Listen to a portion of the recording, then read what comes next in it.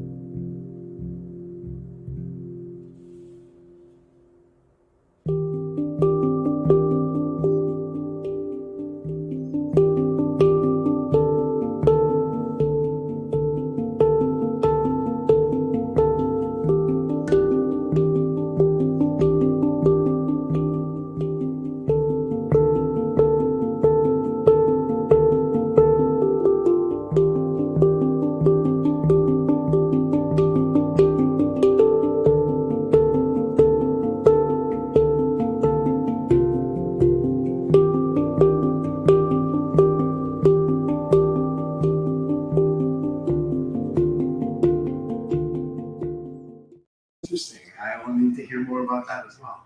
Why not? Because, well, we talk about it a bit. Execution programs. Yeah. Exactly, that's right.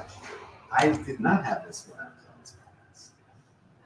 So, that's awesome. All right, well, welcome everyone, both in person for the first time and as well as online. I'm really excited to have all the strong presence of everyone here. Big smiles. We haven't even started. It was just beaming. So I'm excited to do this hybrid format starting this week. And convince you all to stay here and keep living what this dream is. So we're going to do a couple different things today. Read from BU. Okay. And then we'll do it's really meant to be interactive, and that's why I'm bringing everyone in person, so we can have more of a chat. And it's just streaming online. It's a little bit more whitish. So it's engaging. So just jump in anytime you have something to say, a question, or contribute. I want to learn more about meaning of beards because I actually, before I started doing this, I looked it up and I couldn't find anything substantial. So I'm curious what your research indicates. So I'm excited about that. All right. The chapter, so there's 50 chapters in BU, and they pretty much cover every area of life, every experience, all the main kind of areas. And it's written in such a way that you don't have to read the whole thing front to back, but rather, because that's not what I wanted to do when I was looking for answers, but I just wanted the topic I was interested in and be able to jump to that. So it's written in such a way, accessible and discoverable, which was my professional career, is to make things accessible and discoverable. So just kind of carried that mindset over and then taken this complexity of ancient wisdom, which is amazing, but I always felt like culturally there's some differences, just the way we grew up in the West, and then also the language was often complicated and sometimes off-putting. And that made me want to rewrite the whole thing in a way using very simple language. And I might have overshot the goal from the feedback that I get, is that it's so simple now that it belies the underlying depth. And, but anyway, we'll read from a chapter today. I flipped through this earlier and I saw fear come up, and I hear this a lot. It's kind of one of the main ones, even though there's 50 chapters. This is one of the or limiting beliefs, or stuck energy, and a lot of us are conditioning, fear, scarcity. Most of the time, we talk ourselves out of something. And the underlying current being fear. Part of that is just being in our head. And our mind, is designed to look for danger. It's, the brain hasn't evolved as quickly as maybe that last 100 years of technology and society. And so it's still stuck in an age of looking out for danger, real danger, lions, tigers, pits, trees falling, and such. And fortunately, that doesn't exist anymore. But so it's looking for a purpose. And so it just finds smaller things to blow them up into big problems, big monsters. And so our mind is just kind of stuck in a 1.0 version. And I've had neuroscientists on my podcast, maybe you've even looked around and listened to some that talk about this. How our mind is running on old software. And now we're dealing with this pretty inferior tool. My take on that is it's okay we have what we have, so we have to accept that. But more importantly, living from your inner voice, the inability to make decisions, paralysis, analysis paralysis, choice overload, all these issues that the mind has that needs to constantly validate what it believes. It constantly compares itself to others. And this is crazy making. There's tons of research that give people too many options that kind of shut down. Just go to the cereal aisle at the supermarket, right? It's like, I don't know what to decide. This is too much. So mind is great for aggregating data. It's great for executing once you made a decision, you have a plan, but it really lacks any ability to know what's right for you, to know what resonates. What resonates is really a feeling. It's not a mental concept. So this is where we'll go into our body for meditation. We'll do that today. We're going to do special group energy clearing, which I'm really excited about. And I will release some blockages. We've done private sessions as well already. We've gone already really deep. But there's something special about doing it in a group as well. There's a creative spark that's jumping around between all of us that we can see already. And that's a lot more exciting, a lot more dynamic than just kind of doing things by yourself or even one-to-one. So it's a different experience. I'm excited about that as well because I've run teams and my own design company for many years, and there isn't a single time that I can point to where I felt like an idea that any individual came up with could be as good or better than what the team, what the group would come up with. It was always better the collaboration. And yeah, there's some challenges there to manage ideas, preferences, creative egos, but it's ultimately always better to create from this place of collaboration. So we're going to collaborate today at the same place. All right, I'm getting signal to sit up straight here. Thank you. All right. So I was thinking I would just start out with reading any comments or questions about what I just thought. Just excited for what's coming. Just excited. Oh my gosh. Yes. Yeah. I mean, have you experienced anything like that? Feeling held back by fear, talking yourself out of doing something, waiting, time keeps passing, and there's something that you want to do and you just keep not doing it. Yeah. And yes. I was going to say, for me, I would find other things to do to distract myself so it wouldn't feel like it was a fear. I was still doing something, but I wasn't doing the actual thing I needed to do. And that, you have the awareness, that's already great. And then the second part is to actually stop doing the things that are distractions. And then have you been able to do that? Yeah. I've noticed a big shift in the activities that I'm actually doing. Rather than doing things for the sake of doing them, I'm doing things that actually have an impact. Yeah. I'm curious, when did you experience that? Because it's nuanced, but like what happened? And Oh, I don't know what the shift was and how it occurred, but yeah, I guess it was just taking a break and being more present and being aware of what I was doing and trying to understand why am I focusing so much energy on this one thing when it's not getting me to where I want to get to? And what are the things I need to do? Oh, it's this. Oh, but that's scary. So it's safer for me to focus on this. So yeah, it was that, just awareness. Nice. And was there any part of that just to kind of understand where the fear was coming from to begin with? Oh, so many things. Fear of rejection, mainly. And then I guess more like lack of self-worth, self-value, which is again, fear of rejection, fear of not being accepted, that kind of part. Those are deep-seated things. You say it with a smile now, so that's great. Yeah, because I've gone past that stage, right? Yeah, fantastic.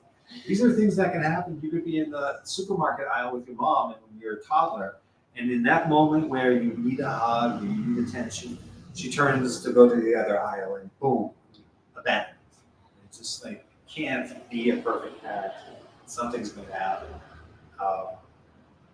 If we zoom out for a real quick moment, that really is the fuel. Unconsciousness is the fuel of life. These things have to happen to us. If everyone was perfectly balanced, aligned, and in sync with their purpose, and not reactive, and all that, there'd be no plot, there'd be no story, there'd be no journey, there'd be no movies you could go to because no one's unconscious. And so we have to have these things happen in order for us to have an experience here. And then if you zoom out even further, that really consciousness is wanting to experience itself through our journey, because it needs the consciousness as well. My upcoming book's title, Sneak Peek, is Even God Needs Consciousness. So it's consciousness creating this. What's behind it, is another time, but we're certainly, that's as far as the kind of this mind can take us, understanding why things are the way they are. So one of my biggest downloads ever was just to understand it. That really took a lot of pressure off me, is to understand that unconsciousness is, all the mistakes I've made, all the blind spots I've had and continue to work on and all that. That is what drives life. Drives me forward, drives everyone forward. There's no reason to be upset or feel you failed or you're not good enough or others aren't living up to their part or anything. Everyone's doing their best. They really are. And so not be so hard on ourselves. That would make this whole adventure a little easier. Cool. How did you hold yourself back with fear? I somehow wanted something very much, but at the same time I was very afraid. And luckily, because before that there were situations when I was so afraid that I was not making the step. So the universe was very generous with me. So that gave me a situation where I really wanted it so much that it was more it was stronger than my fear. So I stepped, but with a lot of fears. And I experienced it, how it is when you step, even though you are, and it's amazing. Like you are when you have very, very juicy fruit and very colorful and savory, and the same is when you are stepping into fears. Of course, like when it in a way not to not doing something which is dangerous for life. Of course, the fear was just created in my mind. Yeah.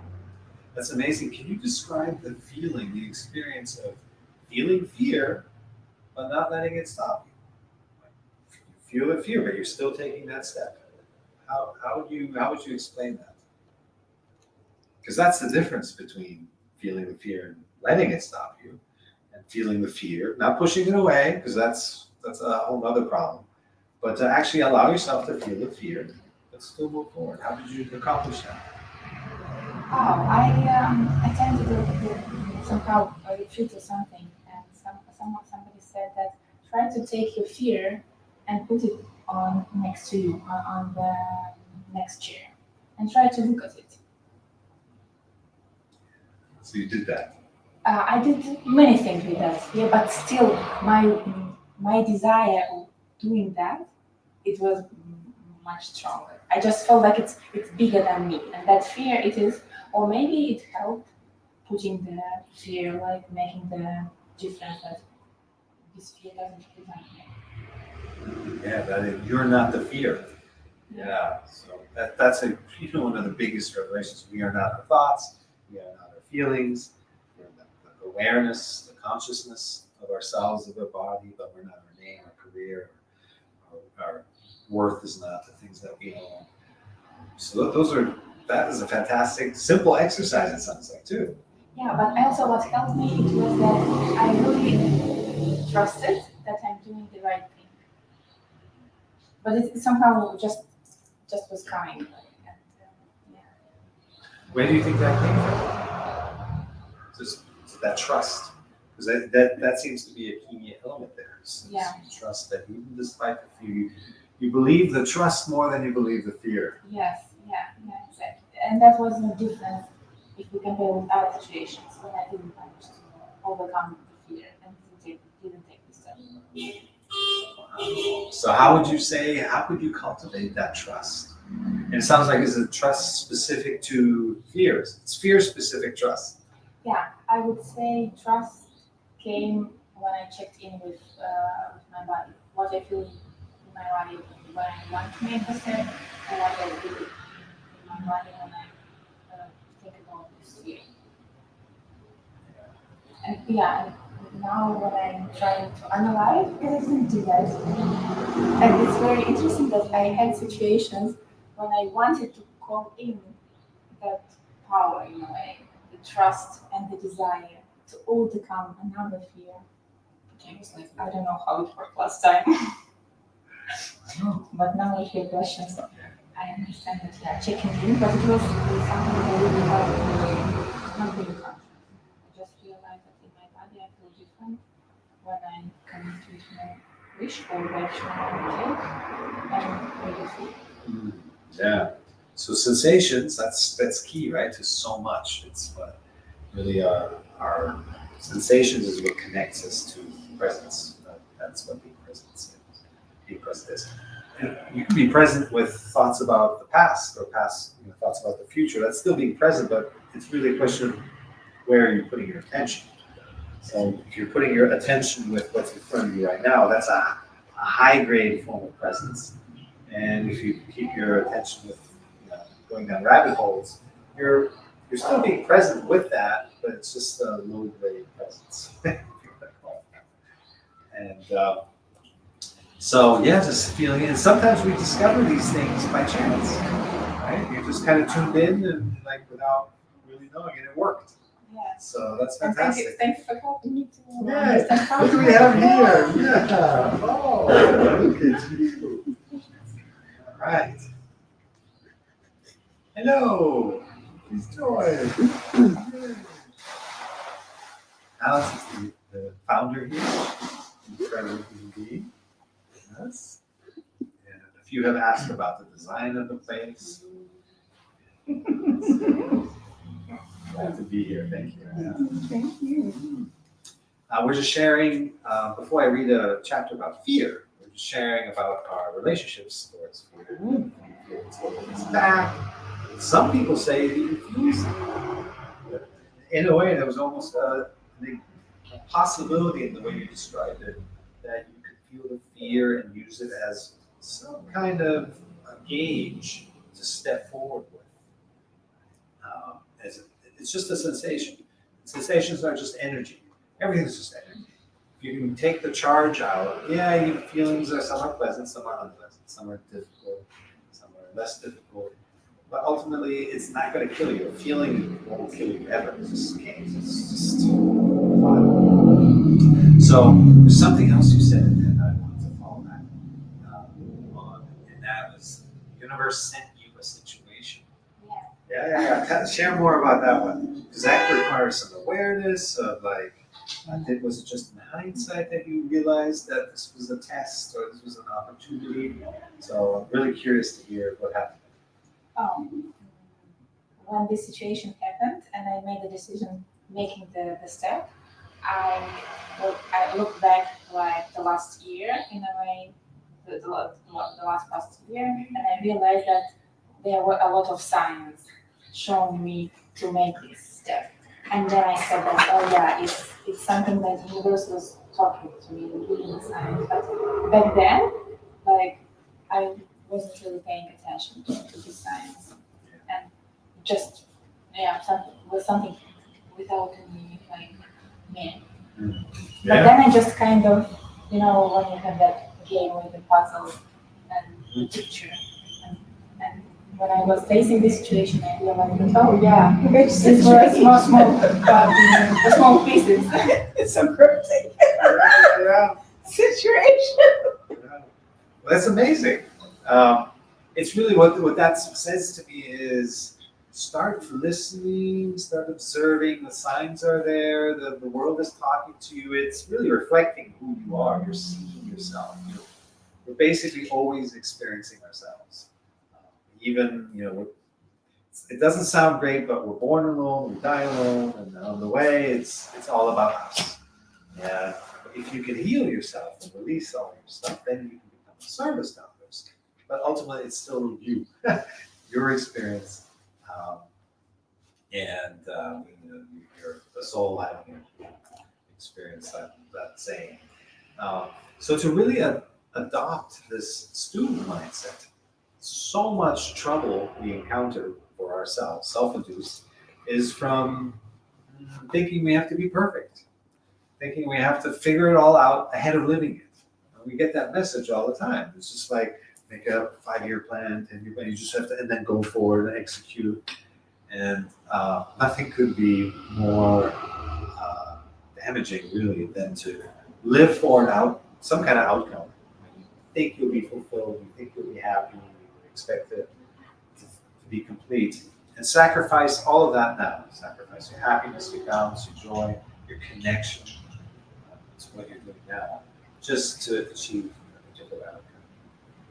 That's the primary track of Western life, but I see it here too. It's like living for a goal, living for the outcome. And there is a way, and this is a separate topic, to manifest a goal, but that too is related to, if you want to visit that topic for just a split moment, is not clinging to how and when, right? You can hold the energy of something, if you can maintain a frequency, then that starts to attract that. But as soon as you get involved again, you start to just like control and steer and overplan and overthink, it falls apart, it just like goes away. So even in the area of manifestation, we can't control life. And it doesn't work that way. And that's just the nature of energy. When you push against energy, it goes away. If you're coming from lack, it's keeping you, you're just reinforcing more lack. So recognizing that everything is energy, our feelings are energy, you don't have to be afraid of them. The really, really hard, really, really difficult ones will kill us. Some traumas are so deep, you do need a larger support network. You can just release that in a simple, becoming more aware of it. But everything can be released. Doesn't matter. I've encountered the deepest traumas, and everyone has a way, can find a way to come out. There's nothing that is unhealable. And that's only because underneath all of those layers, woundedness is our complete unblemished self. We're not creating wholeness when we heal ourselves. We're just peeling back the layers of woundedness, of limiting beliefs, to find that we had that which we were seeking all along. It was just underneath. So we bring back the wisdom of the journey of peeling back the layers, of looking at ourselves, and whatever it takes to become more aware. So we do return with more than just what we came in with. And that's part of the journey as well, since we become wiser souls, older souls. I remember one of the first impressions I had when I started teaching higher education in Los Angeles at UCLA, and I would have two 20-somethings standing next to each other, and one was so old, and one was so young. You could just tell, biologically the same age, but one had so much wisdom and depth, and the next had such a long way to go. And like you can just tell they're going to have to learn all these basic things about themselves, and that's okay. There's nothing wrong with them. That's just this dimension that we're in. We all have a journey. There are ways to take make the road harder and longer. And there are ways to speed it up. And by talking about things and generating mindfulness and consciousness and awareness around things, we're speeding things up. So we're no longer manifesting situations from inner void. Some of those situations can take decades over life. Pursue a career for 10, 20 years, only to realize that the power, or prestige, or the money that you get from that doesn't make the emptiness go away. You can create a whole a family and have children, and only then realize that the love you were seeking that you didn't have as a child, you're not going to get that back. You have to find that within yourself. The good news is, by making peace with these situations, you then deepen. And so there is a form of surrender, and again, you start to become more conscious. It's just from long and quick. And then you can also stay in total resistance to something and just fight till the end. You have to come back, reincarnation cycle a few times till you learn to resist less. So, how's that? How's all that? We all want to be like the puppy here. That's really it. She's in the puppy show. In the moment. Yeah, completely present. No sign of judgment whatsoever. We're just happy. But we can be like that too. We can be like the tree that when the winds and the storms come, learns to bend and just allow that to happen. The more it resists, like we do, the harder it gets. Just bend with it, knowing deep down that actually strengthens you. It builds character. It strengthens your roots. Your trunk gets stronger. And also knowing that the sun will shine again. The seasons will come along. And accepting that as well. So understanding that everything comes and goes, the seasons of life come and go, and they shape us. Sometimes it's time to move, sometimes it's time to shed, and you can feel like a skeleton, and that's all part of the growth of the life cycle.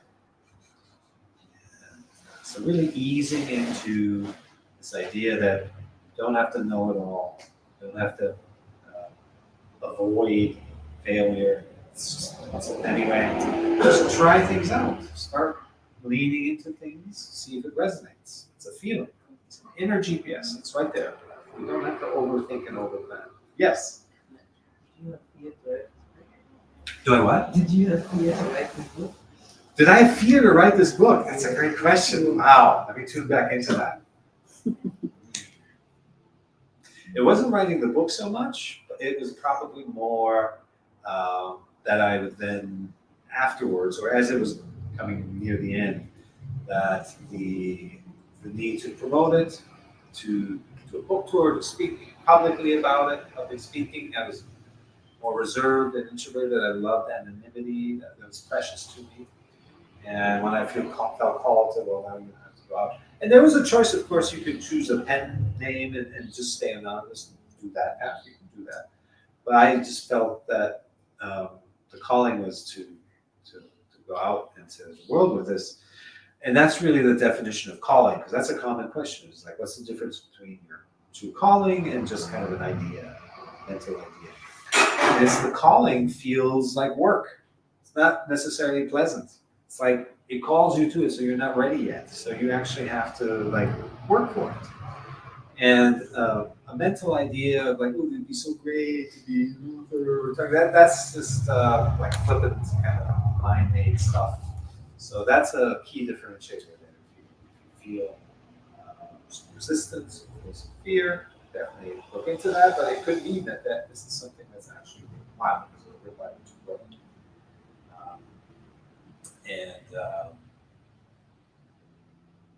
maybe there were some things in there that revealed aspects about me or my upbringing or certain attitudes about life or perspectives that I didn't know if my friends would know about me or my family would know about me. And so there's thoughts like that cross your mind, but you just have to, I took classes. I took public speaking classes twice a week for a year to get more and more comfortable. And that's totally what I suggest always is take a class. Practice in a safe environment with those who are also learning and growing and be each other's network. You kind of grow up together and you then become the next generation. Which the component of this is because I hear this so often, the imposter syndrome. And I've never understood that for myself, but I can see it all around me. And one message I wish I could put out there to those who do suffer from it is to understand that your generation needs to occupy the available layer of whatever occupation it is. And the old generation fades away. You will become the people that are in leadership and role models for whatever field you're in, whatever area you're pursuing.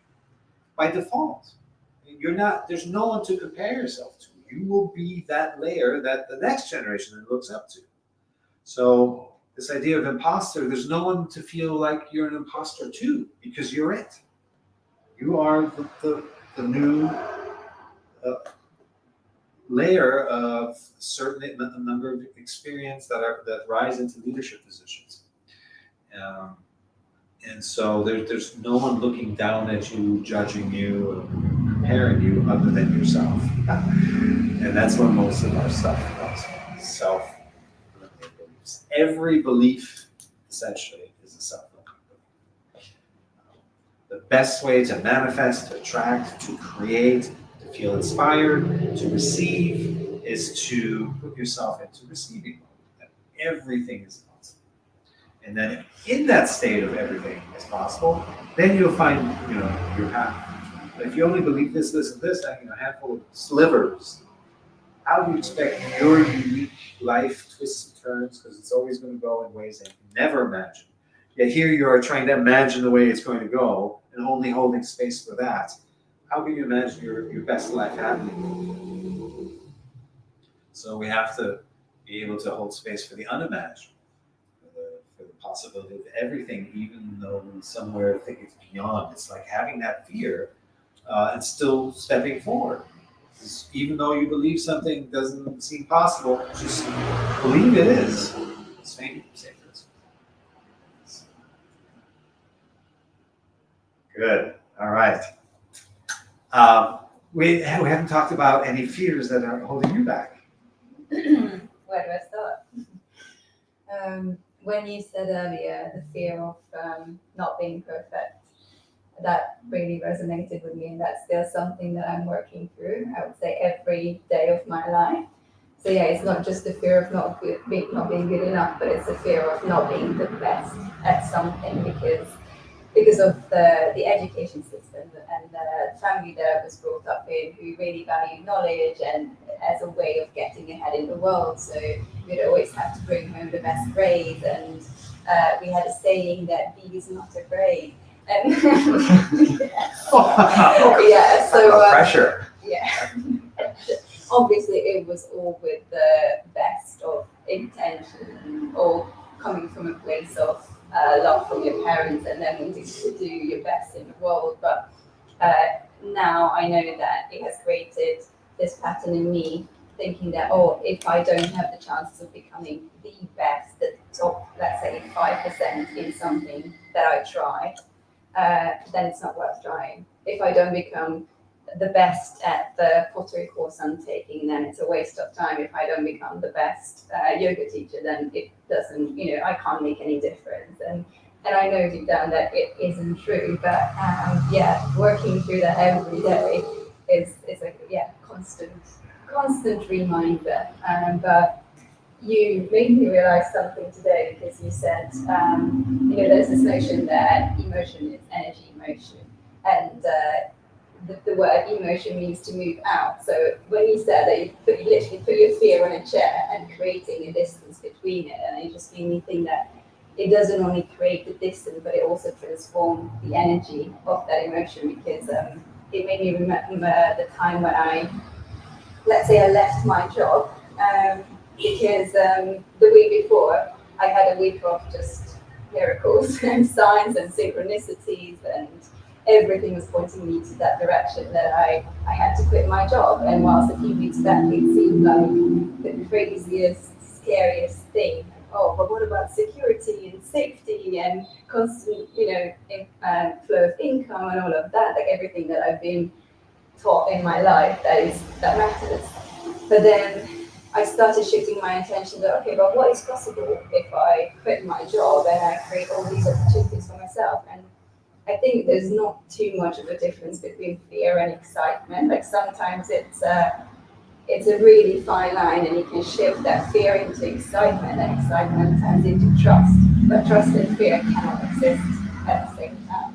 So instead of pushing fear away or ignoring it or suppressing it or thinking that it's trying to think yourself out of fear, instead it's just like step by step shifting the energy. And then me being able to shift the energy is just kind of started another line of synchronicities again when I put a meeting in with my boss to quit my job. Half an hour before, I had another meeting with our CMO, and he basically said that we are making changes in the company and restructuring, and my entire team is impacted, and my role would be made redundant. So that meant that I got a nice package half an hour before I could hand in my notice. And I was thinking, okay, there's it's not a coincidence.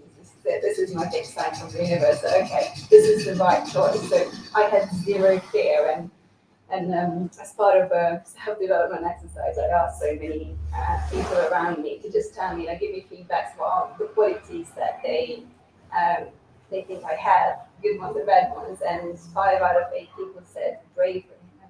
What? I never thought of myself as a brave person, but because that energy has shifted, that fear turned into excitement and turned into trust, it was just, that fear was non-existent. So I think it's just a really good reminder for me to, instead of trying to push the fear away, just look at, okay, how could I transform that energy gently into something that is serving? Nice. Oh, powerful. Yeah, that's like a little mini lecture within the, so that's fantastic. And you're right, when you tune into it, the jump from fear to excitement is very close. I think earlier I mentioned how you could use fear as a motivation tool. But I love the transmuting it into something really, and gently is I think the key word there as well, into something that fuels you in a really benign way. That's fantastic. And all these signs. Now, you say you still struggle with this. You have all this wisdom, all these synchronicities, all these signs and self-reflection and consciousness around it. What's the remaining struggle?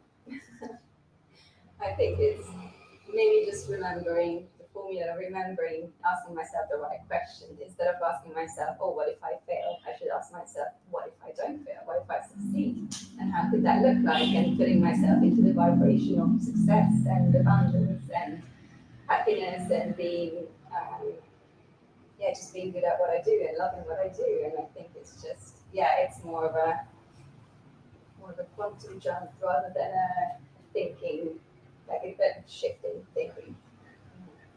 Turning it around, I love that. With a little luck, we're going to do an energy clearing session today. With a little luck, you'll be able to release those last remaining perfectionist things. Yeah, awesome. Simba, we haven't talked about you.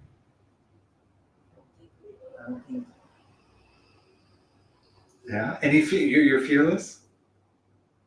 Now I am. Oh, nice. Before I wasn't. I used to be a war journalist.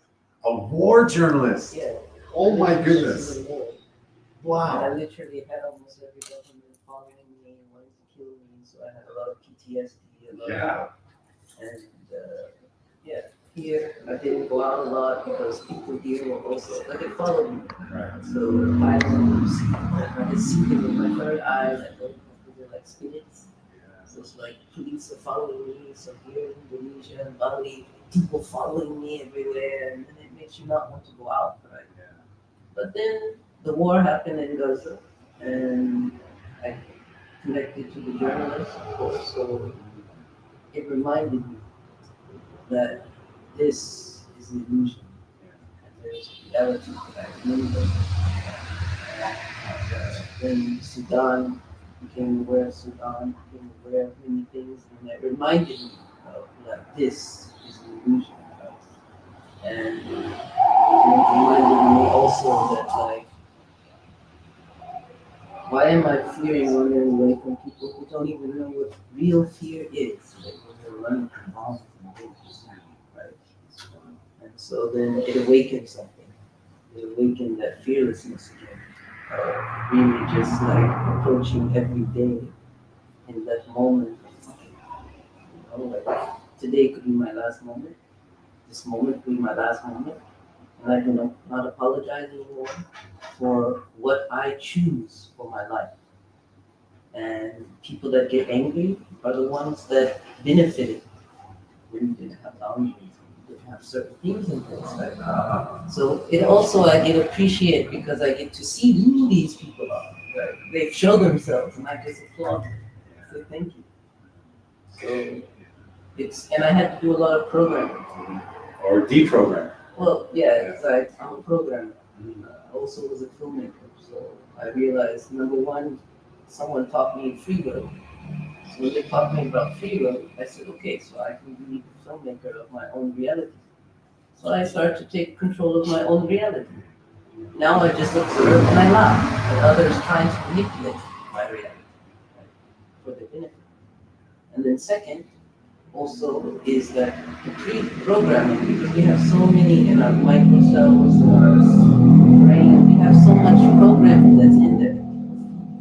It's like so that you go their way, that you help them, and then I had to throw it all out and just become empty, where I walk in my own shoe, you know. And that programming is what helped to get rid of the fear, because really those people putting the program of fear. That's what I learned about when you are speaking up against something that people don't want you to speak up about. They do things to make you feel so that you try it, right? And it's when you hold your ground because you know. Yeah, I mean, fear is the number one control tool. And if it's not just external fear to control people, we control ourselves with our fear in a way. And it's probably one of the core pieces that until we're fearless, we're not free. And so you've achieved that freedom. Sometimes even just the more true you become to yourself in all of these aspects that we're talking about, the more there's a possibility that your friends may not like you, or even in your own family they may out you, or that just your life is going to change in such a way, and all the little comfort zones that we've created for ourselves, that being true to yourself and speaking your truth will have ripple effect on all of that. And so there's a fear from that big change that can happen, that does happen, that also holds a lot of people back from just becoming more authentic, more true to themselves. And so how did you create that emptiness?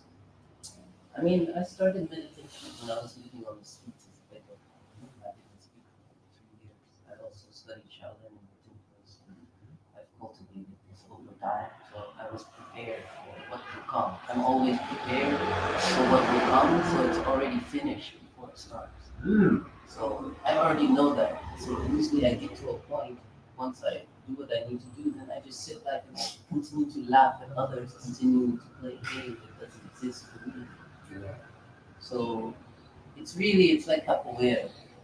I like capoeira a lot because I study different martial arts and I use those tools as alchemy, right? So capoeira is like the art of disguise. Sometimes you have to pretend that you are hurt, that you are affected, that they are, getting into your skin, whatever. And then you just like, it's character.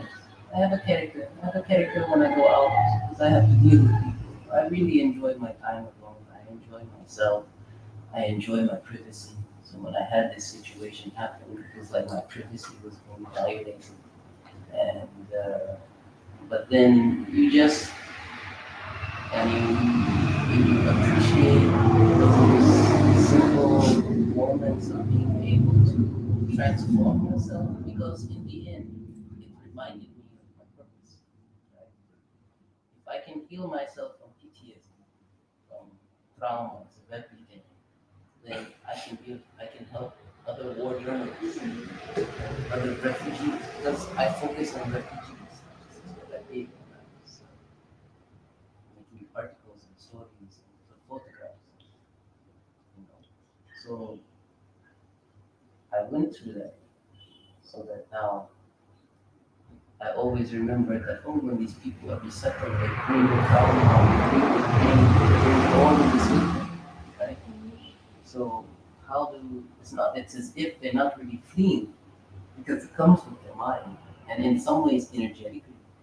It's in the aura, it's in the, Yeah, those are deep, deep insights. This idea of,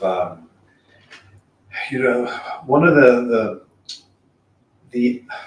positive underbelly, if there is such a thing of fear, that you have to then work through stuff and work through situations and heal yourself from things, that it makes you real. That's what gives you authenticity. That's what gives you believability. People will sense that. And from there, you can be a role model, you can be in leadership positions, you can help them because they trust you. That trust that is beyond just what you say. It's the legitimacy of the path that you've traveled and that you now that you've overcome. And that from that place you're able to be of service. And until we do that, we can only just really work on ourselves, keep working on ourselves. There comes, and I call this a design of life, a natural secret design of life, where you're supposed to be focused on yourself in your own journey.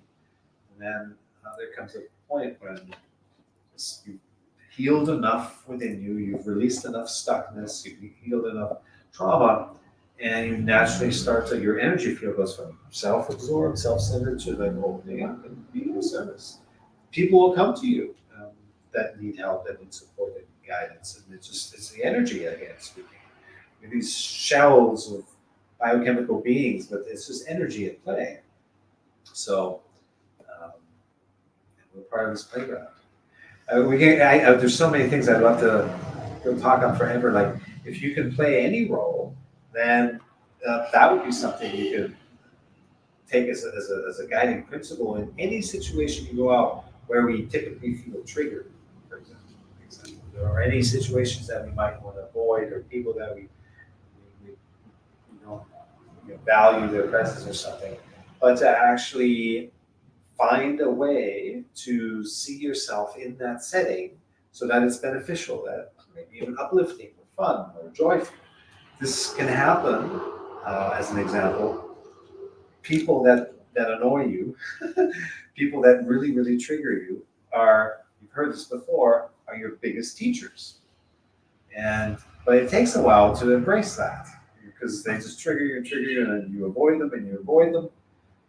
There comes a point, however, when if it's not that person, another person with the same character will come along and life will just keep pushing your buttons till you find a way to make peace with that and find a way, in a way, to see the lesson in that, the value in that, the role that they play. Yes, but I think also it's really important that, because some people, they don't want to change.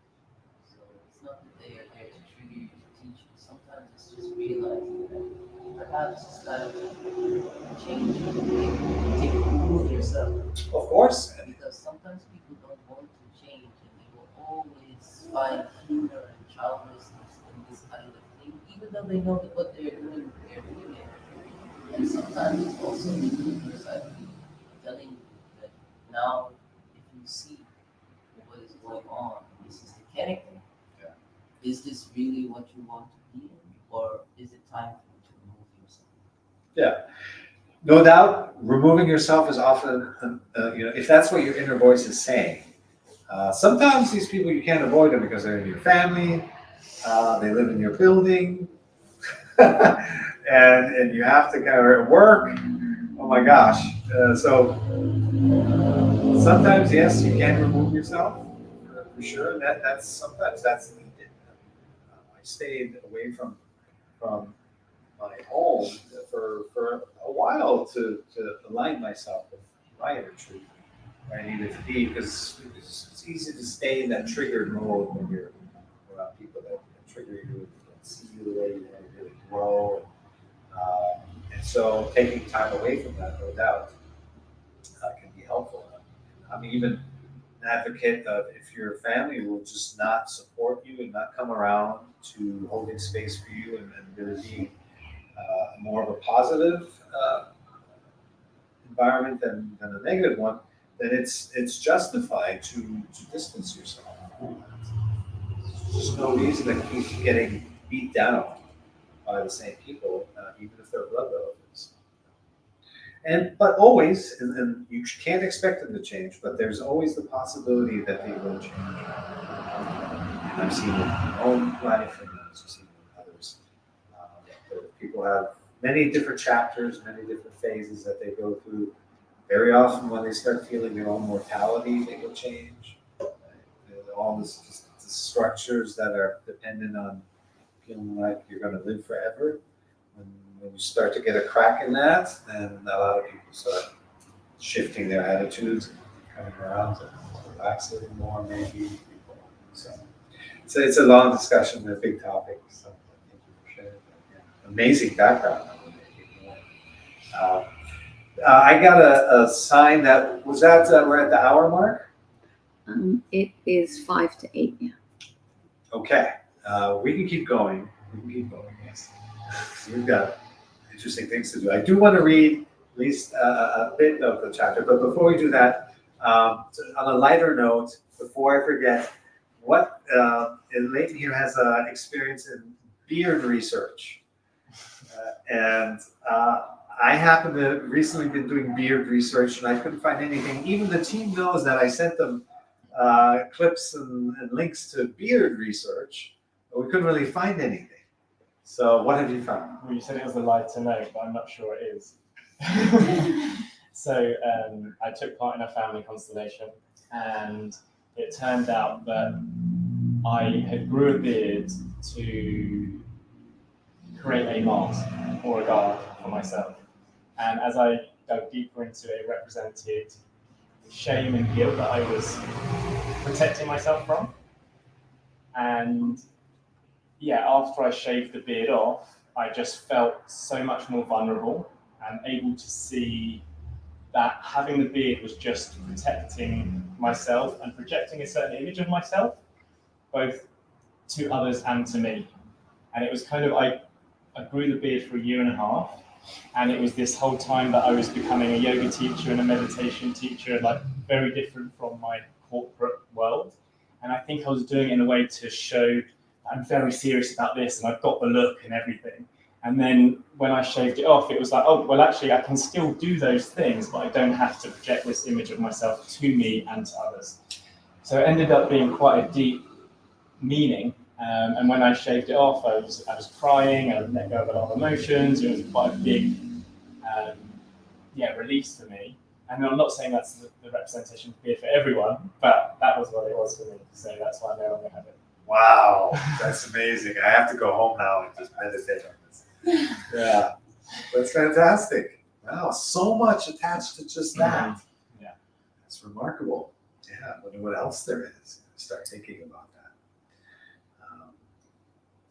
that. Many of these blocks that we put up or protection mechanisms are not as visible. They're energetic in nature. And just to become aware of that, yeah, you're holding yourself back from receiving abundance, right? You're holding yourself back from receiving love fully. And we do this with just the energetic field that we create with our thoughts, with our beliefs, with the experiences we've had. And then a lot of those experiences are just, you think you remember something and then it's not really what happened. This is something that happens in families a lot. If you get together with a family, you reminisce about the growing up years, and everyone has a completely different memory, or it never even happened, or something like that. So we create these really fickle memories around stuff. And it's not what actually happened, it's our interpretation of what happened, which is very specific to who you were at that time. Just like the toddler that feels abandoned in the supermarket, it was just that moment. The objective reality was there's no abandonment there. So through inner child healing, or regression therapy, or energy work, we can go back and we can just kind of release this stuff which was never real in the first place. Just carried it forward, it becomes bigger, and it becomes the truth.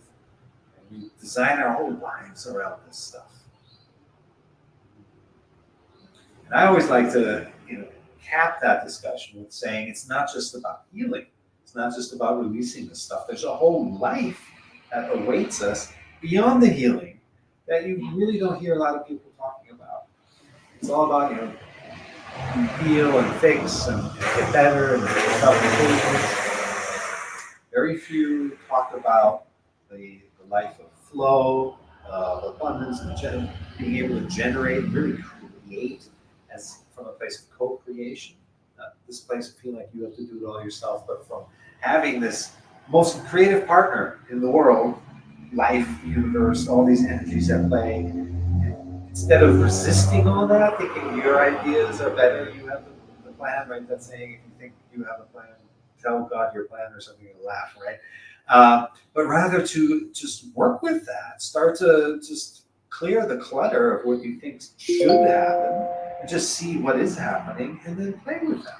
It's a playground. These are the toys, and these are real toys. All the elements, the people, the dynamic, the things in this particular frame, and see what you can create from that.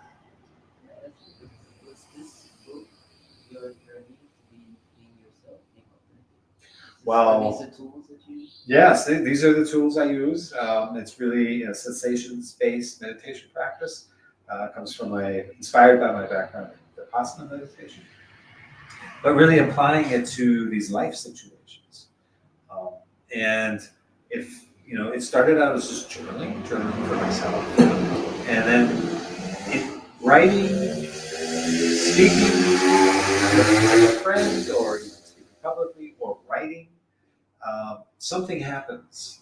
When things are just in your head and these energy forms, these thoughts, they're vague, they jump around, there's no consistency there. But when you write something down, it crystallizes. You have to become more clear about it. And to create something like this, I had to look under every rock. Every sentence is packed, even though the vocabulary is simple. There's just like nothing isn't thought through to the deepest I could at the time. And so that's why it took almost 2 years. And I had to look behind everything. Is that really true? Is that true for me? Do I believe that? What does it mean?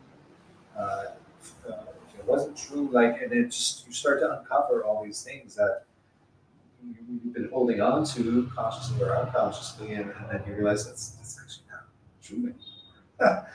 So it's very cathartic, the whole experience writing the book. But as is journaling, it's a self-healing activity. And the most important takeaway, and this is our exercise today will be to, as you're writing, as you're journaling, is to notice what you're feeling as you're writing. You know this from another workshop. You've been in a few workshops this week. You want to talk about this, Ed? I used to journal just for the sake of getting out my thoughts on the paper. But when I attended Chris' event a week or two ago, we had the exercise to journal on what that triggered us that morning, with paying attention to what we were experiencing. And for me, it was a big difference, journaling and noticing what I'm actually experiencing. And then, having in a way decorated journaling with this element, the practice is completely different. Yeah, it changes everything. Yeah.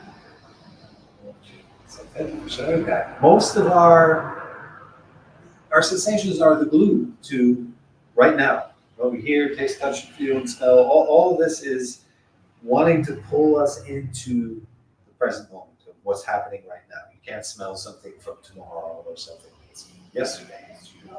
Your senses are the connective tissue to right now. And the world is really reaching out to us all the time.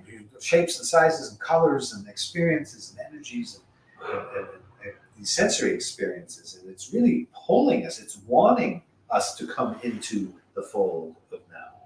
And we just interfere with that by judging, by labeling, by getting lost in thought. We're not really here. We create distance when we, instead of experiencing something, it's what sensory experiences, perceptions are. We label them, we have to define them, we have to think about it and decide later, and we're just constantly interrupting this natural, just like the tree or the squirrel, they don't debate.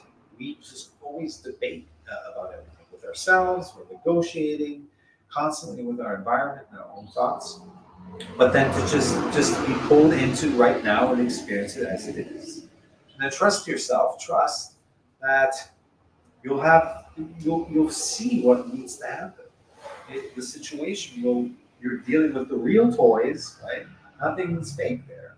And now see what wants to be created here. There's a life situation that's happening that wants to express itself a certain way.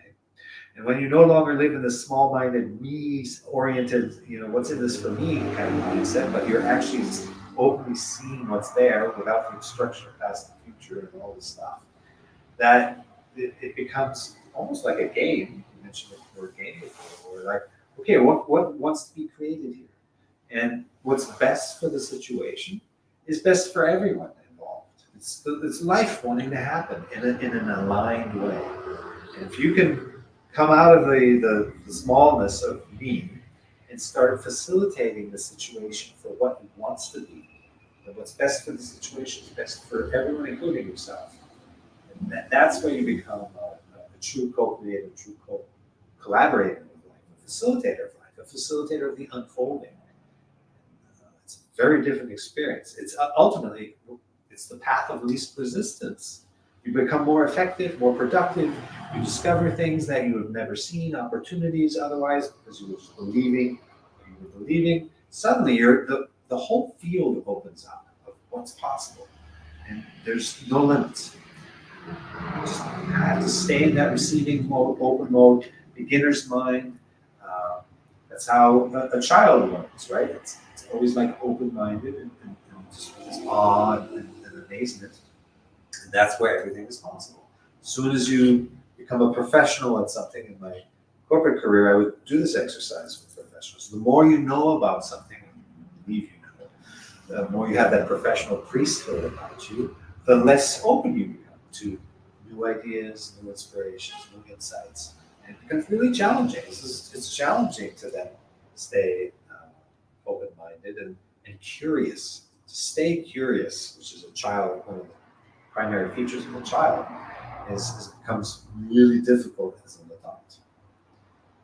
So in our meditation practices, that's really what we're cultivating, is to come out of resistance, come out of reactivity, and start to open up again, and just kind of like and see what happens next.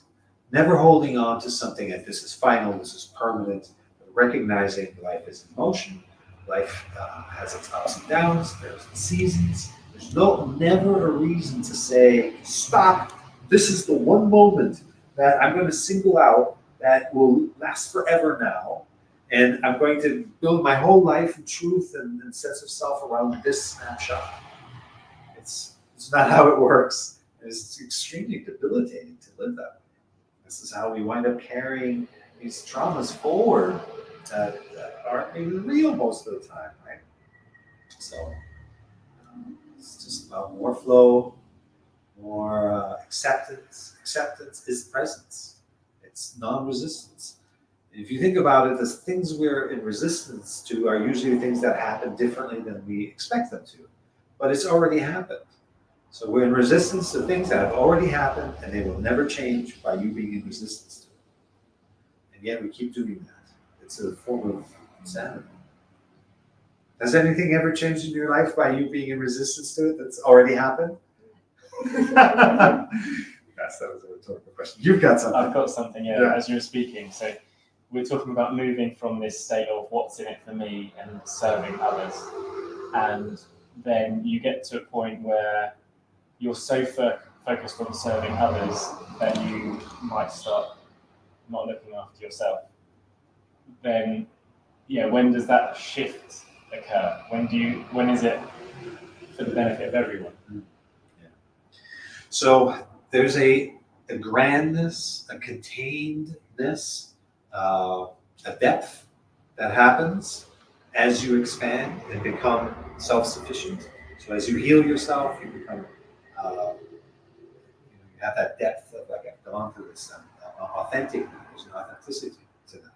If you haven't quite fully become that authentic self, then you have that weaknesses. You might give too much again, and that's just a learning experience as well. You go from that, and then learn to not give so much, maybe because you do still have some self-focus in store. That's the message, the lesson of that situation.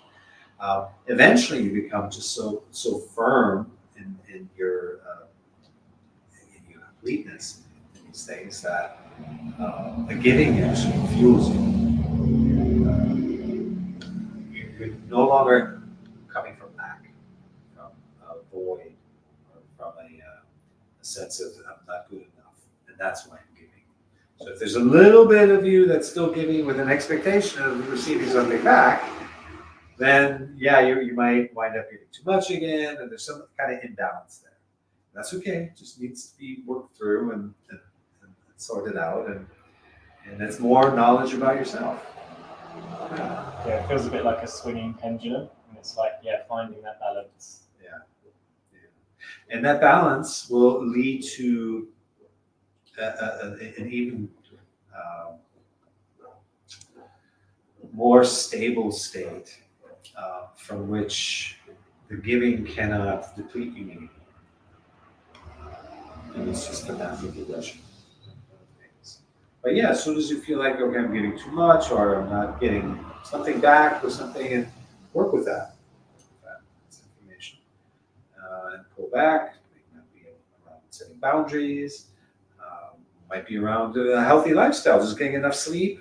The only time I don't feel like meditation is going well, and it doesn't mean you have to have a blissful experience. It just means you have to have the energy to allow your thoughts to be what they are, to allow what that might be considered a bad sit to be in full acceptance of that. That still takes some energy to be in full allowing.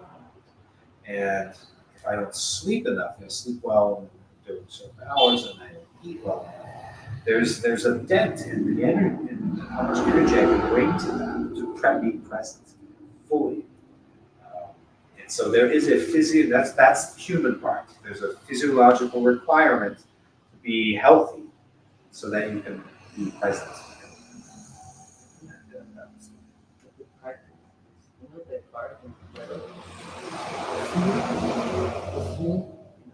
The food and the car, the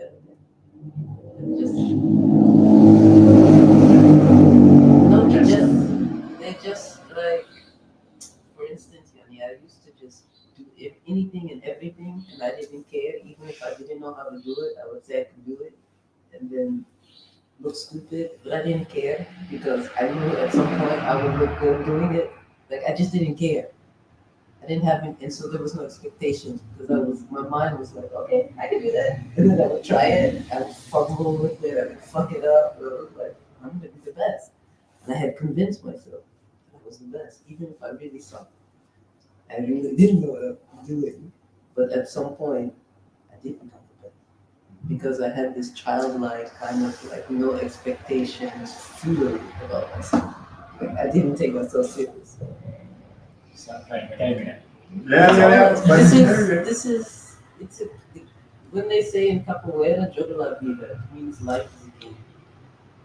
And it's who you choose to play with, and it's how you choose to play it.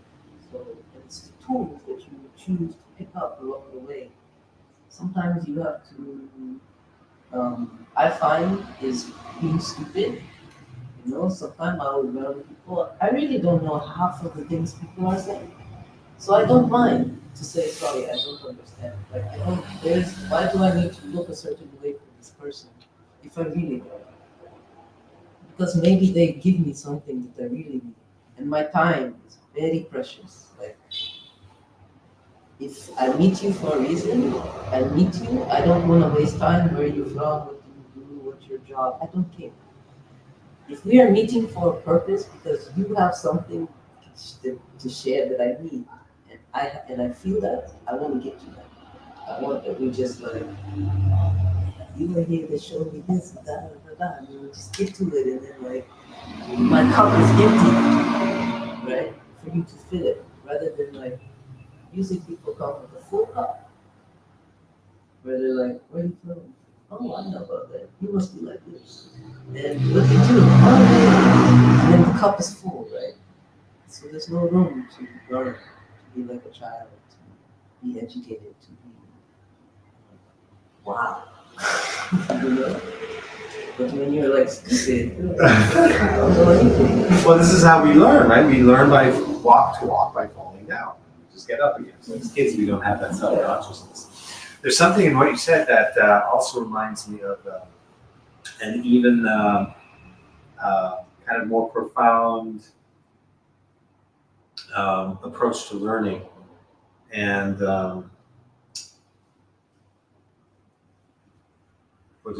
there's something you said in the, not the feeling stupid, I lost it. That's the way of the meditation. Yeah, not feeling like you have to be something. Be okay with, there's a whole family of these things. Be okay with not knowing. This is, I mean, I grew up and there was a lot of, that's not that long ago, there was, most of the time, there was no way to know something if a question came up.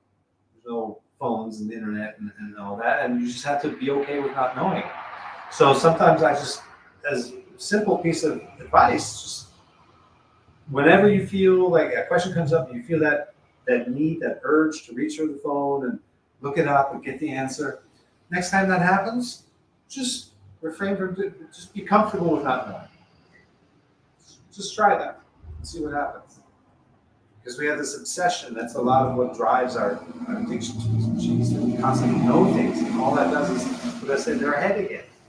Now we're just in our thoughts, and right or wrong, truth, not truth, and be okay with not knowing. See what that feels like. All right, how are we doing on time over there? It's 8:15 now, 8:15. Do we have any questions online? Do you see? No, not yet. Oh. Chris, sorry. If anyone wants to order any drinks, I can get the waitress. Yes. Does anyone want any beverage? Yeah, I would go for sparkling water. Oh, I'll ask if they have it. Yes. She's one of my biggest fans. Of course. Okay. All right. As we're going to see. Oh, no, here we go. Hello. Hello. I'm Sharifah. I have a food and tea that you can see. Oh. Yes. Just like What kind of tea do you have? yes, of course. What kind? Here. Oh. I would look at it when it comes my way. Everything. Yes. Do you have sparkling water? Water. Sparkling water. Okay. Yeah. With- Soda. With soda. bubble? Yeah.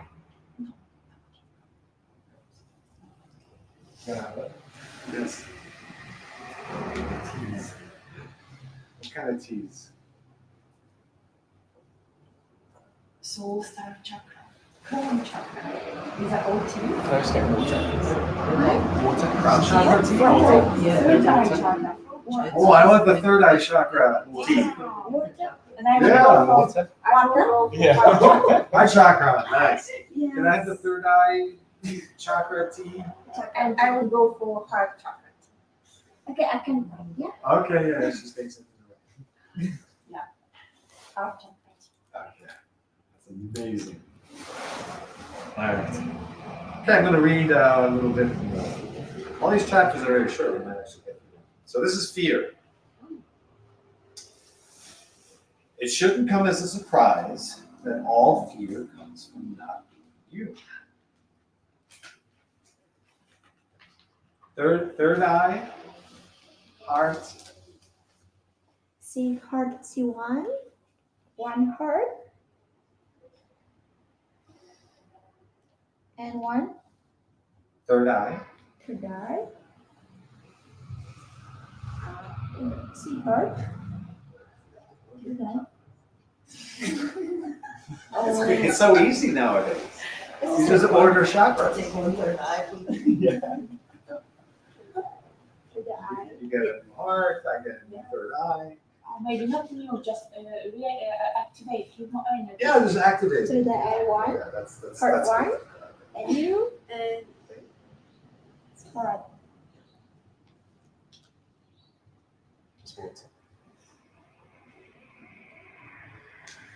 Would you have ever thought that you'd be sitting here now? Yes, because Like this? water is sacred. And incredible. Chain. The timing worked out perfectly. Yeah. I would follow you now and then to see kind of what was going on. Wait a minute. Yeah, I see what he's doing. Thank you. See what he's doing. Again. Yeah, I was in Thailand for a long time. Yeah. That's where you were when we Yeah. chatted, yeah. See your soul. No, just I'd see Instagram. All right, here we go. Fear. It shouldn't come as a surprise that all fear comes from not you. When you're in your head, confused about who you are, questioning your decisions, trying to please outside voices, and living for outcomes, it's no wonder that there's an undercurrent of fear in everything you do. You fear not getting the things you want because your future happiness depends on them. You fear losing the belongings you've attached your self-worth to. You fear abandonment by the people you rely on to feel loved. And above all, you fear the things that could happen. You might not take a chance because you could fail. You might stay in a mediocre relationship because starting over could be worse. You might pass up an opportunity because you could be successful. As long as you're in your head, you can learn to fear anything and everything. Indeed, what you fear is often the complete opposite of your actual circumstances. You fear being lonely even though you're in a relationship. You fear not having things even though you have them. You fear not getting it all done despite having achieved so much. You fear death even though you're alive. You can even fear getting healthy because being sick has become part of your identity. Most fears are not about what is in front of you, but what you imagine in your mind. The rational mind is a master of irrational fears. Some people even fear the journey of self-realization. They would rather not peel back the layers of stuck feelings for fear of what they might find. Of course, you can't keep a lid on your evolution forever. You're bound to look in the mirror sooner or later. Mirror of life. Even if you don't take a proactive approach to self-realization, eventually life gives you the necessary push, and all your stuff comes bubbling up. You cannot escape your fears. You must confront them at some point, or else the accumulated suffering becomes unbearable. Fears are the most rigid stuck feelings that keep you out of the flow and separate from your naturally fearless state.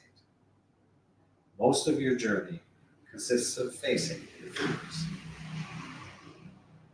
Ultimately, fear is just like any other emotion. No matter how deep-seated a fear may be, you can learn to release it simply by observing your sensations.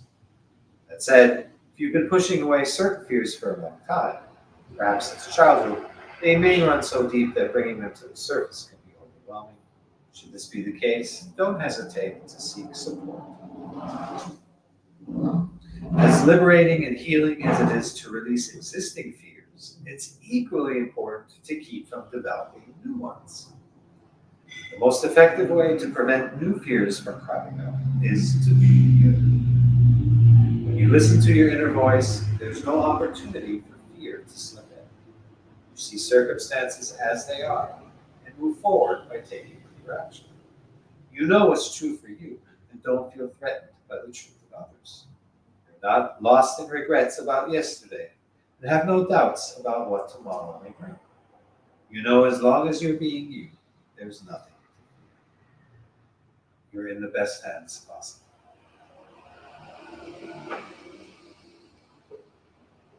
It's been a while since I did that. It's good that it still holds up. So, with that said, I think our teas are away. We can perhaps do our journaling exercise, energy clearing exercise, which is what I was alluding to before. Do we all have writing material? I think we have one, two. Perfect. I think we have today. You got stuff? I always have Nice. Do you have an extra sheet? I think you're on your last page. I do, and We have to share. Thank you. This is the last page. You better Last page, make yeah. it worth It's it. gonna be good. A new chapter after this.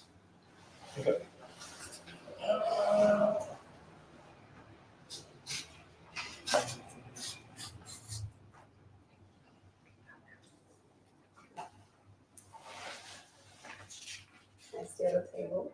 Yes, you can see the table, and you probably need. This is not food, it's a tea. Maybe to have one of those, It's a tea in the table. What do you need? something to write on. Maybe a book. A book, yes. Let's grab a few books. Great.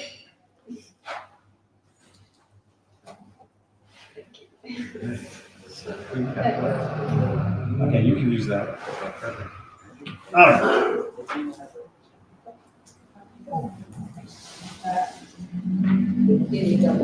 Perfect. Well, Leslie's got a lot to write down.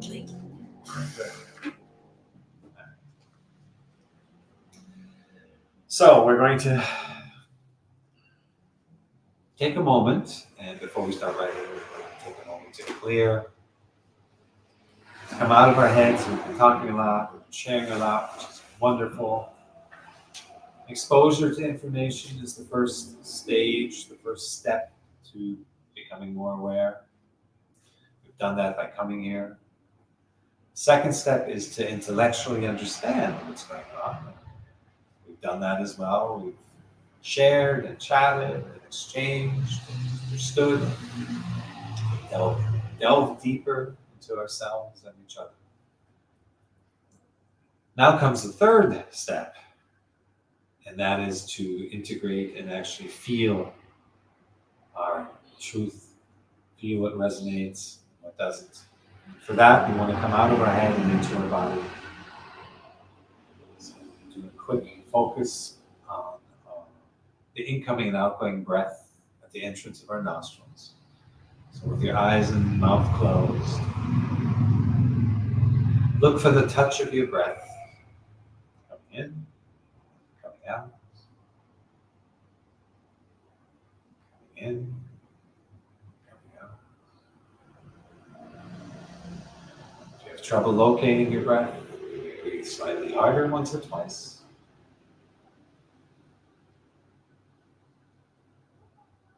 And once you feel the touch of your breath, return to natural breath, normal breath.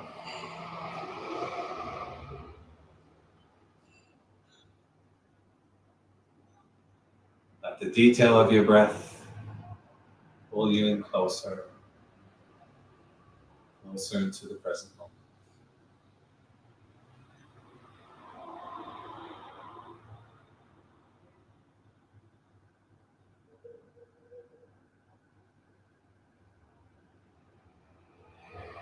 If your breath is shallow, let it be shallow.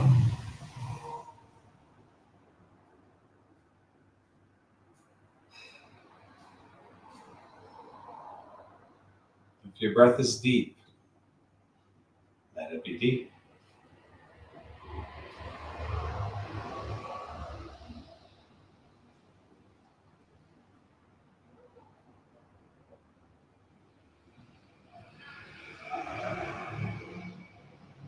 If it's more in the left nostril, let it be the left nostril.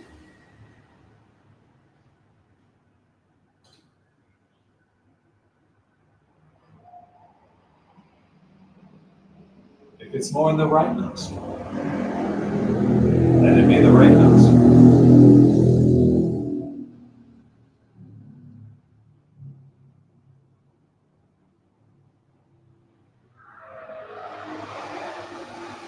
Or if it's in both nostrils,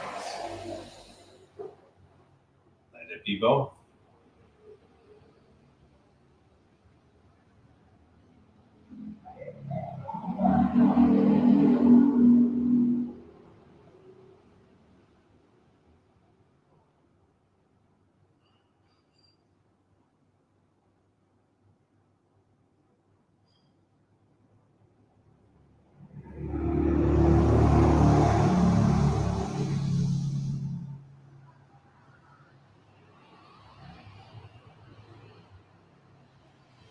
Now that we've connected with our bodies, it's time to reflect on something recently that has triggered you. Conversation with a friend, with a family member,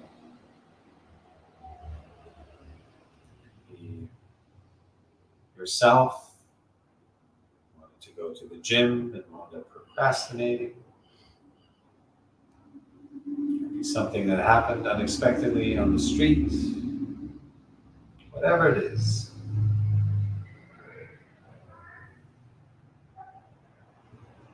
Something that recently triggered it.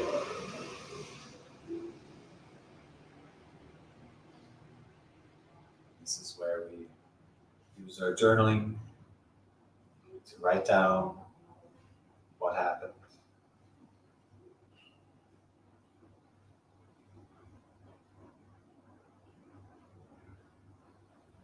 And as we write things down, we notice sensations in our body.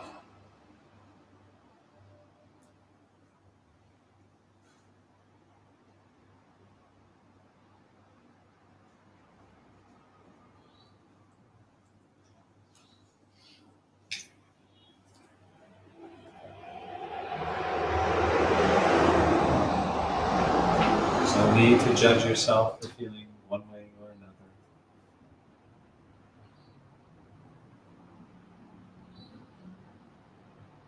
Just notice.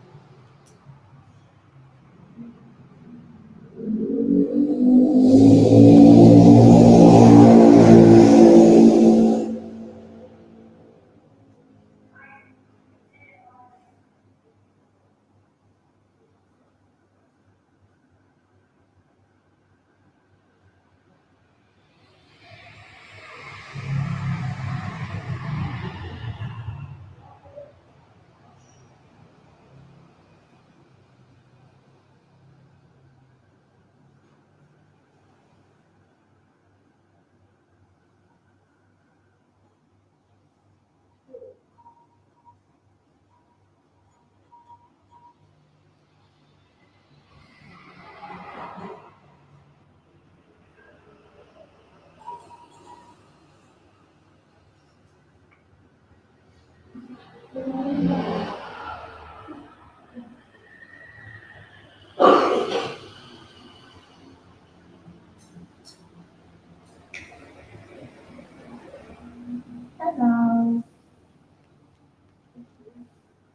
Is everyone here? It's not too much. Yes, thank you.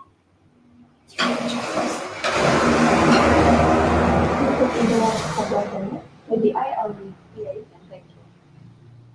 Thanks so much. Who had the third eye? The luminary.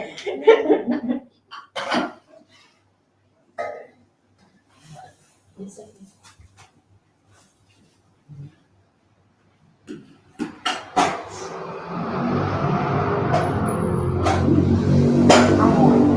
you let it steam for around 5 minutes. And then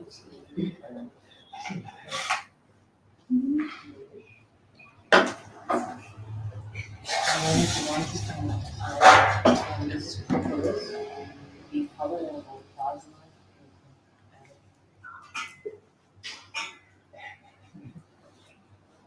Energetic activation. And generality.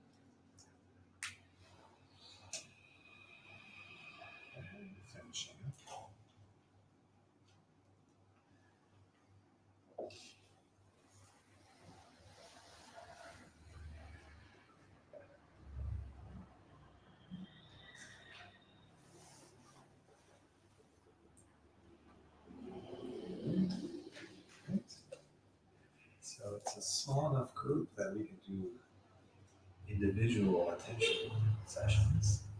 Try that.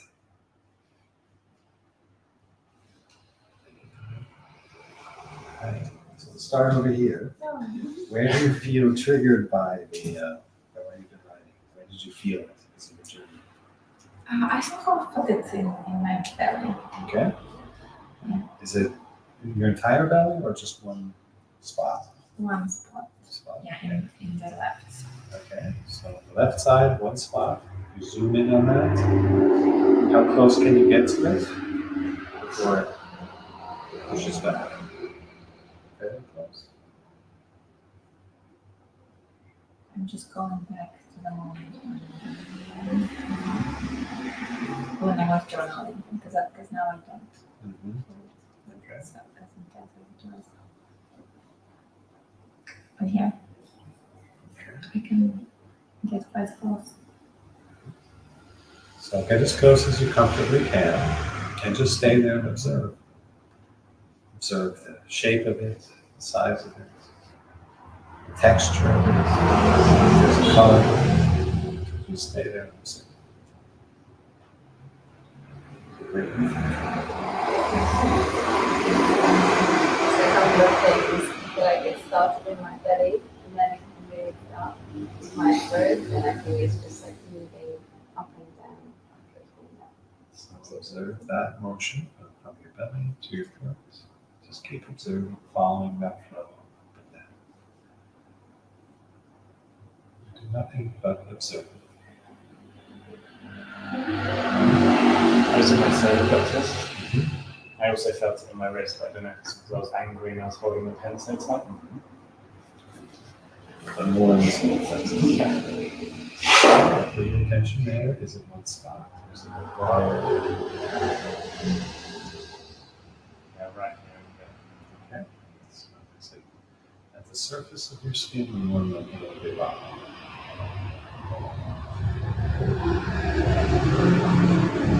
More towards the surface.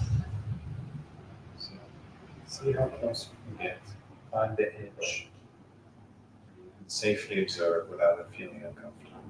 So let the point of tension. Just stay there.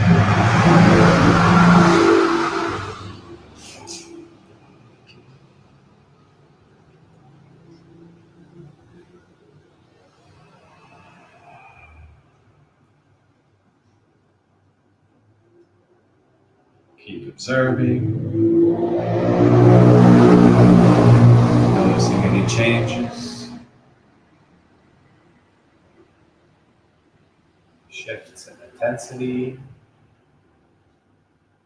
color.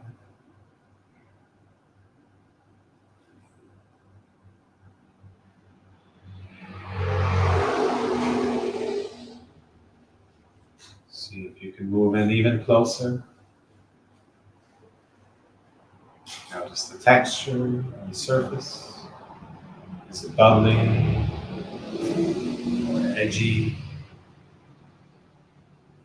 cratery? Just observe.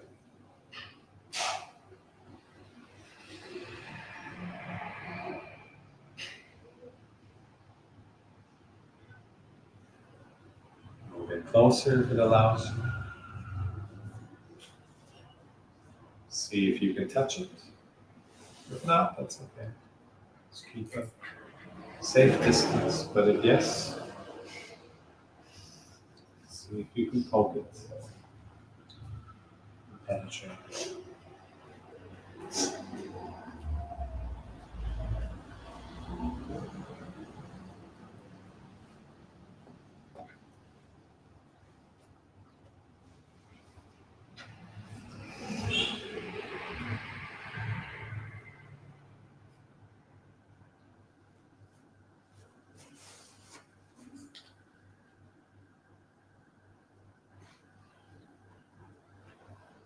Whatever changes you may notice, just keep observing.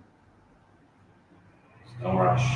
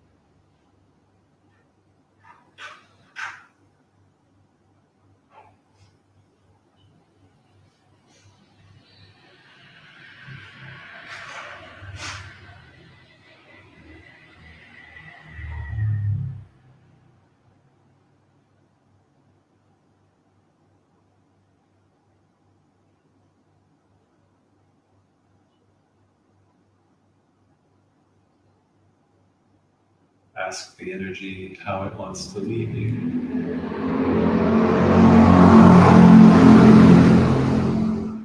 Maybe it wants to dissolve, or melt,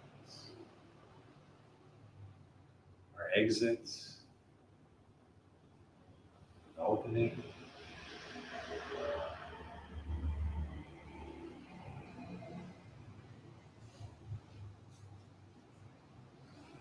However it wants to leave, you can facilitate that. You can guide it out. Always with gratitude. It's been part of you a long time. And now it's time to go.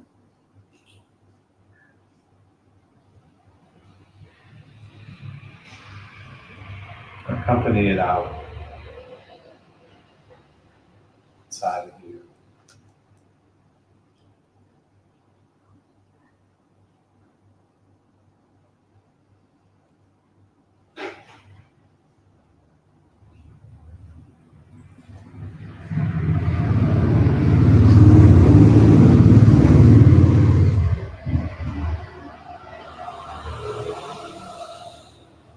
Notice the space it leaves behind as it leaves you.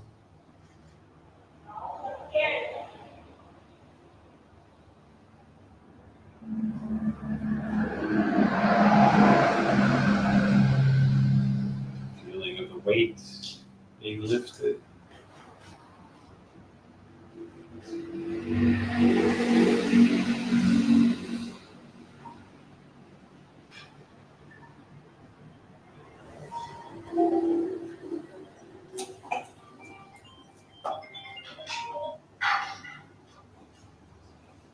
Perhaps you can breathe more lightly.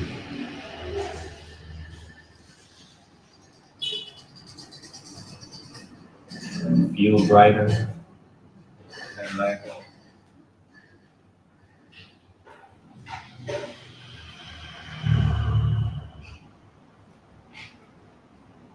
Perhaps you'll feel more spacious.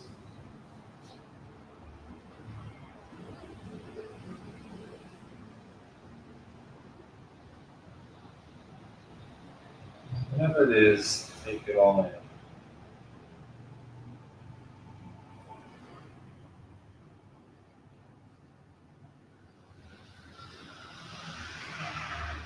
Lock in the feeling of being lighter and brighter.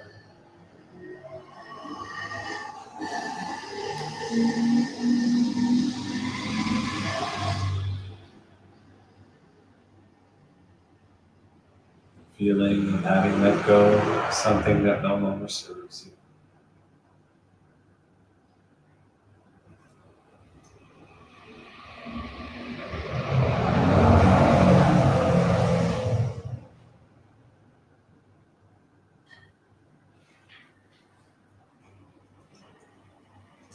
Feeling of having replaced it with the light of your awareness.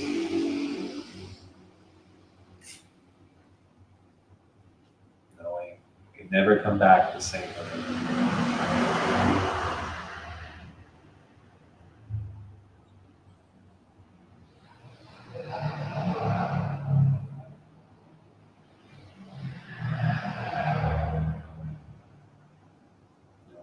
You can always call in the feeling of lightness and brightness whenever you need it.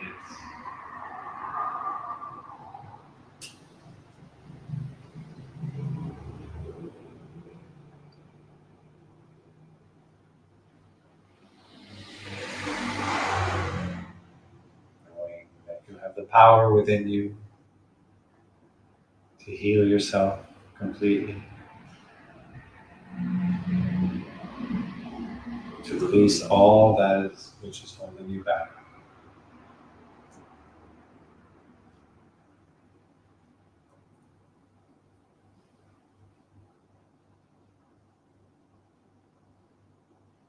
To recognize your unlimited nature.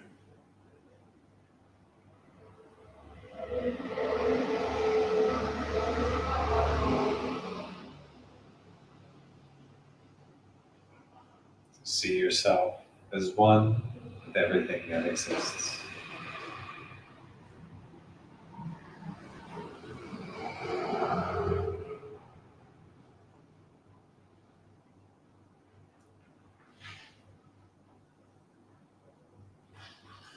to honor yourself, those around you.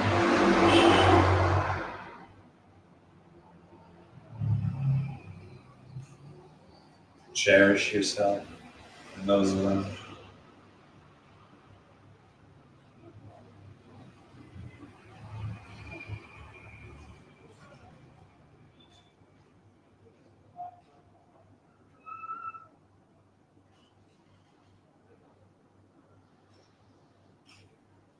By being who you're meant to be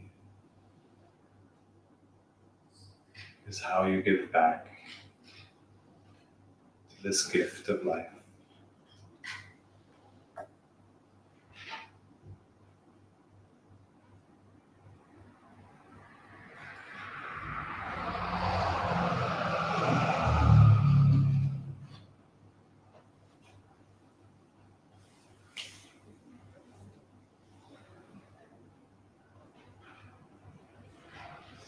All the answers you seek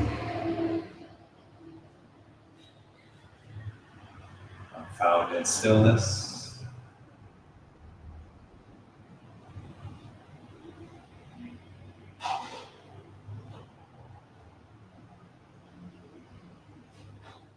stillness is not the absence of sound.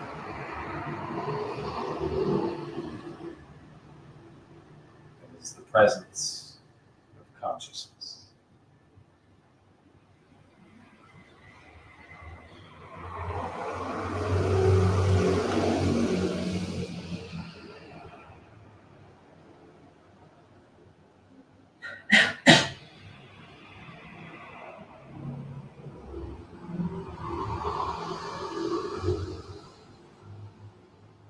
Never have to push.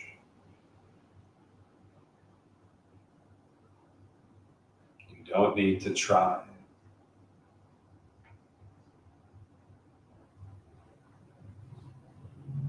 All you have to do is listen and allow.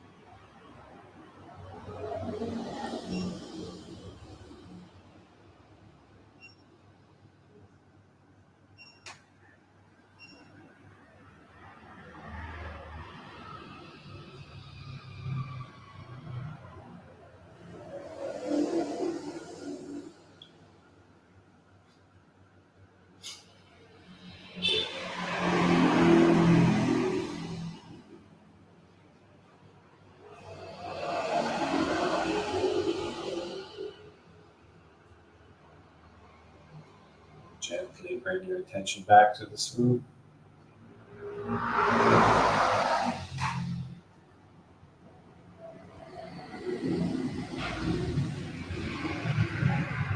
Relax your body.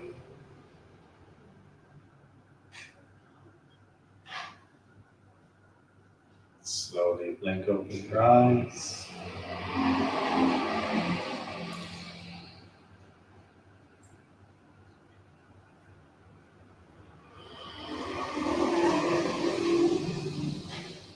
Notice the environment.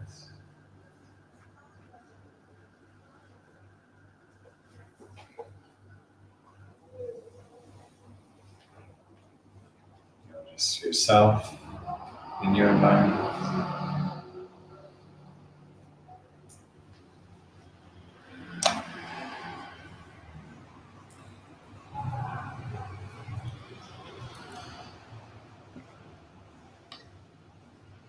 Notice the energy in your body.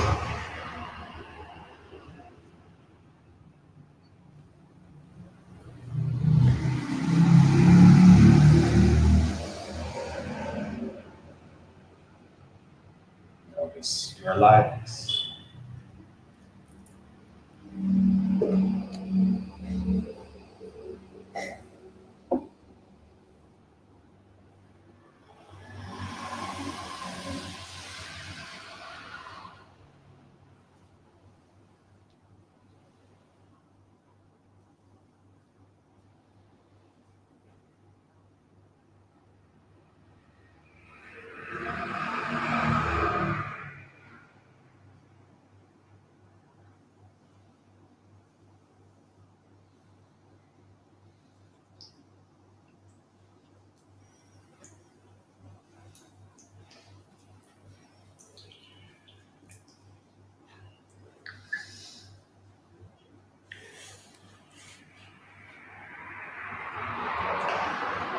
Feels good after all the talk to come back into our bodies.